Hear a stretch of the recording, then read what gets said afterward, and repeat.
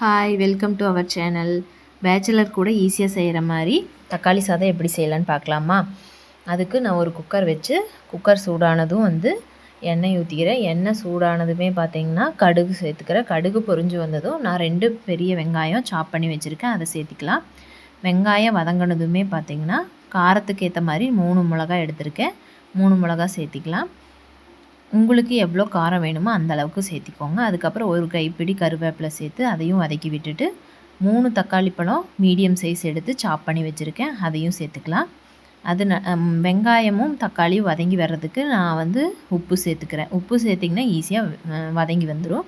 அதுக்கப்புறம் 1/4 டீஸ்பூன் மஞ்சள் தூள் சேர்த்துட்டு அது வதங்கினதுமே பார்த்திங்கன்னா நான் அரை மணி நேரம் ஊற வச்சுருந்தேன் அரிசி, அதை தண்ணி ட்ரை பண்ணிவிட்டு உள்ளே சேர்த்துட்டு நல்லா கிளறி விட்டுட்டு 2 டம்ளர் அரிசிக்கு நான் 4 டம்ளர் தண்ணி ஊற்றிருக்கேன். ஊற்றி உப்பு சரி பார்த்துட்டு குக்கர் மூடி விசில் போட்டுக்கலாம். 2 விசில் விட்டு எடுத்தோம்னா ப்ரெஷர் அடங்கினதுமே ஓப்பன் பண்ணி பார்த்தோம்னா மசாலா எதுவும் சேர்த்தாமல் கொங்கு நாட்டு ஸ்டைலில் தக்காளி சாதம் ரெடி. வேறு எந்த மாதிரியெல்லாம் தக்காளி சாப்பாடு செய்யலான்னு சொல்லி நீங்களும் கமெண்ட்டில் சொல்லுங்கள்.